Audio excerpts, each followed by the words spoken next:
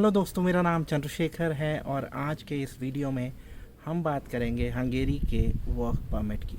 देखिए, इस समय मैं हंगेरी में हूँ और हंगेरी यूरोपियन यूनियन में भी आता है और शेंगन जोन में भी आता है।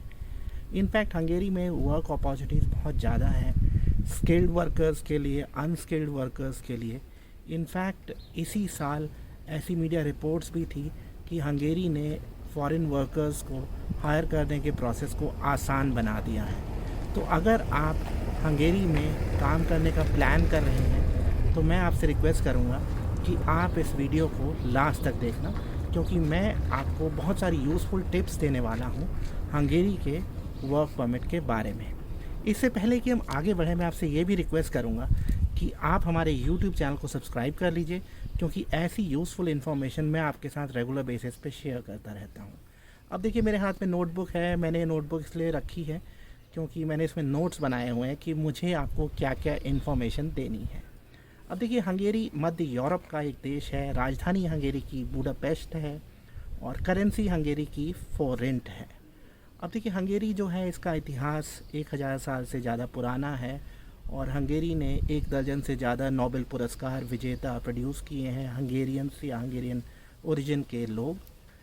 तो यहाँ पे बहुत इनोवेशंस हुए हैं और यहाँ पे बहुत कंपनीज़ भी हैं। मैं अपने पुराने वीडियोस में बता चुका हूँ। जैसे आईटी की अगर हम बात करें, इंडियन कंपनियाँ टाटा कंसल्टेंसी सर्विसेज है, देन टेक महिंद्रा है। उसके अलावा अगर हम वैसे बात करें तो अपोलो टायर्स है, टाटा मोटर्स है। इनफैक्ट टाटा कंसल्टेंसी सर्विसेज में 2500 से ज़्यादा लोग काम करते हैं यहाँ पे। अगर हम बात करें और आईटी और टेलीकॉम कंपनीज़ की तो एरिक्सन है, देन ब्रिटिश टेलीकॉम है, डॉयच टेलीकॉम है, जहाँ पे बहुत बड़ी संख्या में हिंदुस्तानी काम करते हैं। जेनपैक्ट है, जहाँ पे मैं बहुत सारे लोगों को जानता हूँ जो जेनपैक्ट में काम कर रहे हैं। इसके अलावा बहुत सारी फैक्ट्रीज़ भी हैं जहाँ पे लोग काम करते हैं। अब अगर हम बात करते हैं कि वेजेस कितनी है हंगेरी में, आमतौर पे जो मिनिमम वेज आपको मिल सकती है वो है 550 यूरो के बराबर। हंगेरियन करेंसी फोरेंट है। तो आप अगर सपोज़ करिए लेबर जॉब के लिए हंगेरी आ रहे हैं, तो जो लेबर जॉब्स हैं वो बेसिकली अवेलेबल हैं एग्रीकल्चर में, पशुपालन में, फैक्ट्री में अगर आप काम करना चाहते हैं तो हैं। उसके अलावा कंस्ट्रक्शन में भी जॉब्स हैं। अब जो सैलरी शुरू होती है, मैं फिर दोबारा से कहूँगा कि 550 यूरो, मतलब आप लगा लीजिए कि 1,60,000 फोरेंट से करीब 2 लाख फोरेंट की रेंज में होती हैं सैलरीज जो शुरू होती हैं। और पिछले कुछ सालों में बहुत सारे हिंदुस्तानी आए हैं हंगेरी में काम करने के लिए। मैं आने वाले हफ्तों में हंगेरी में रहने वाले हिंदुस्तानियों को इंटरव्यू करने वाला हूं। तो मैं आपसे रिक्वेस्ट करूंगा कि आप हमारे यूट्यूब चैनल के साथ बने रहिएगा। अब वापस हम वर्क परमिट की बात करते हैं। देखिए, वर्क अपॉर्चुनिटीज़ बहुत ज़्यादा हैं हंगेरी में। मैंने आपको बताया कि यहाँ पे शॉर्टेज है मैन पावर की, स्किल्ड और अनस्किल्ड दोनों तरीके के मैन पावर की। हंगेरी की जो आबादी है वो 97 लाख है और ये डिक्लाइन हो रही है, तो इसलिए वर्कर्स की शॉर्टेज बहुत ज़्यादा है। और मैंने जैसे पहले भी बताया था कि ऐसी न्यूज़पेपर रिपोर्ट्स थी इसी साल के मध्य में कि हंगेरी ने फॉरेन वर्कर्स को रिक्रूट करने का प्रोसेस को आसान कर दिया है। इनफैक्ट पेंडेमिक के दौरान भी हंगेरी वर्क वीज़ा भी इशू कर रहा था, स्टूडेंट वीज़ा भी इशू कर रहा था। हमारे बहुत सारे ऐसे क्लाइंट्स हैं जिनको वर्क वीज़ा मिला है पेंडेमिक के दौरान भी, स्टूडेंट वीज़ा भी मिला है। तो जिनको स्टूडेंट वीज़ा मिला है और वर्क वीज़ा मिला है, मैं उनके भी इंटरव्यूज़ करूँगा आने वाले कुछ दिनों में। अब देखिए, हंगेरी का जो वर्क परमिट का प्रोसेस है उसमें आम तौर पे 6-7 महीने लग सकते हैं। हो सकता है आपको कोई बताए 3-4 महीने नहीं।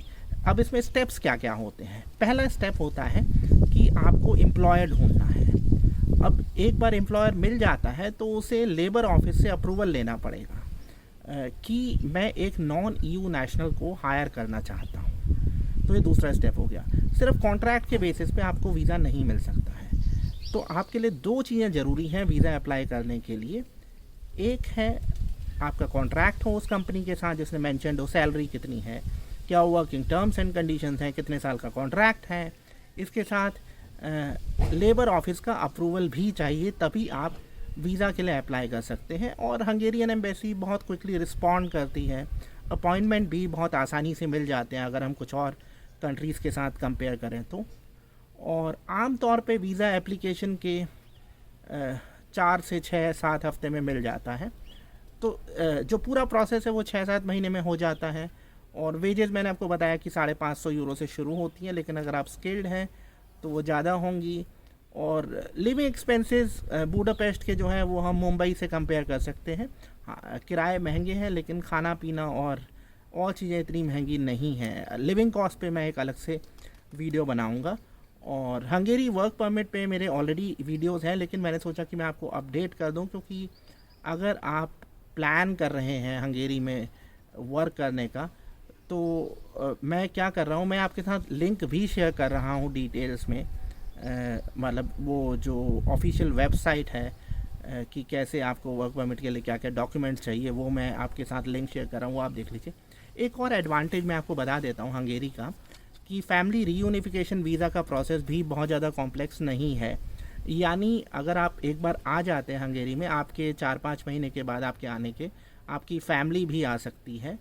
और बशर्त है कि आपके पास एकोमोडेशन प्रूफ हो, आपकी सैलरी डिसेंट हो, तो आपकी फैमिली भी ज्वाइन कर सकती है। बच्चों के लिए हंगेरियन स्कूल्स फ्री हैं, तो ये बहुत बड़ा एडवांटेज है। और अगर आपका बच्चा हंगेरियन स्कूल में जाता है तो he is also facilities for medical, क्योंकि मेरा बेटा हंगेरी में पढ़ चुका है। मैं अपने पुराने वीडियो में बता चुका हूँ कि हंगेरी में मुझे फ़र्स्ट हैंड एक्सपीरियंस है, क्योंकि मैंने अपनी पढ़ाई यहाँ पे की और मैं बहुत रेगुलर बेसिस पे यहाँ पे आता रहता हूँ। It is like second home for me.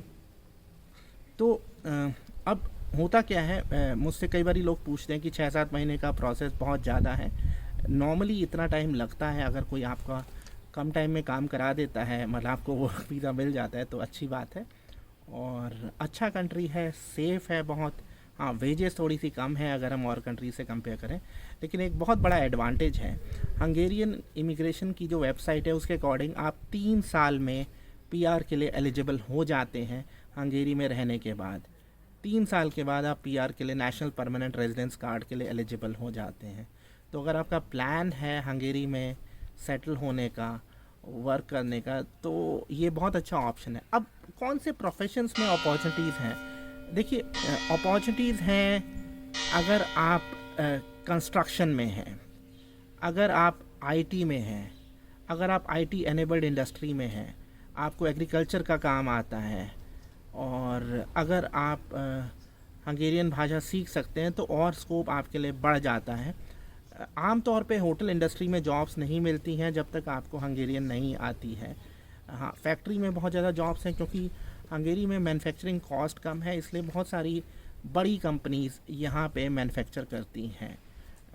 तो अगर आपकी कोई और सवाल है हंगेरी के वर्क परमिट के बारे में, तो आप मुझसे पूछ सकते हैं। मैं कोशिश करूँगा कि मैं आपके सवालों के उत्तर दे सकूँ। आज के वीडियो में इतना ही। मैं आपसे फिर दोबारा से रिक्वेस्ट करूँगा कि आप हमारे YouTube चैनल को सब्सक्राइब कर लीजिए, क्योंकि आने वाले दिनों में मैं हंगेरी पे बहुत सारे वीडियोस बनाने वाला हूँ। मैं खुद पोर्टुगल जा रहा हूँ अभी 29 सितंबर को, तो मैं वहाँ से भी आपके लिए वीडियोस बनाता रहूँगा। आज के वीडियो में इतना ही। Thank you very much.